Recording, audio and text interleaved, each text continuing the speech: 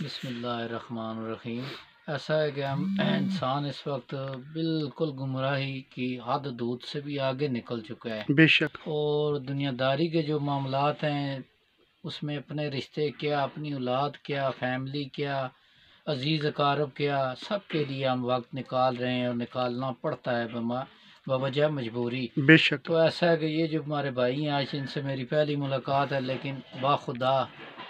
اللہ عز و جل ان کو صحت عطا فرمائے، ترقی و کامیابی کمرانی عطا فرمائے، اور یہ جو مقدس سوراخ کا یہ ذمہ جو انہوں نے اٹھایا ہوا ہے،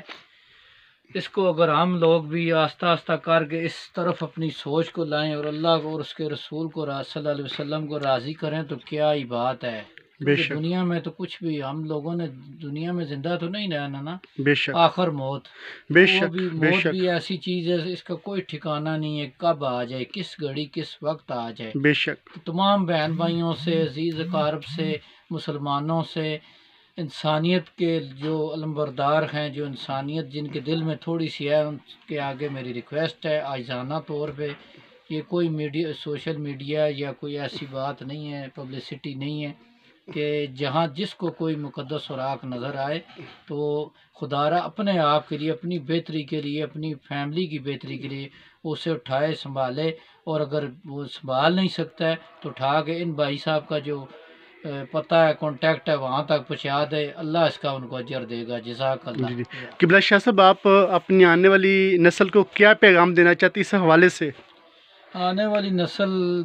کا یہی معاملہ ہے، جو بھی فی الحال حالات چل رہے ہیں نا، جی جی بہت مشکل ہے، بہت کٹھن دور جا رہا ہے نا، بے ہر شک کوئی اپنی اپنی نفسا نفسی عروج پہ ہے۔ جی جی تو اس حوالے سے یہی ہے کہ پہلے ہم لوگ خود جی سٹینڈ جی لیں گے تو فیملی کا کوئی دوسرا ممبر بھی انشاءاللہ بے پھر شک قدم اٹھاتا ہے۔ تو اگر فیملی کا کوئی ممبر قدم اٹھائے گا تو لازمی بات ہے آنے والی نسل بھی اچھے راستے پہ بے چلے گی، شک بے شک اسی میں بقایا۔ نہیں تو پھر آج آپ حالات دیکھ لیں، ہر انسان کما کر بھی، نہ کما کر بھی،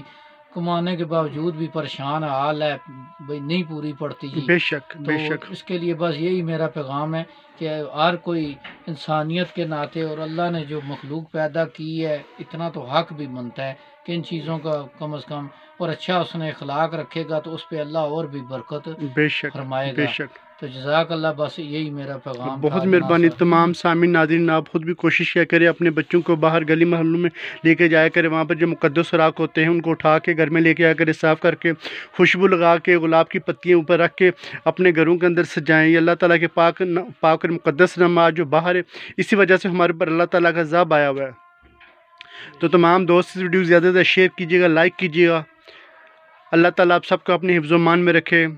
جزاکم اللہ خیرہ۔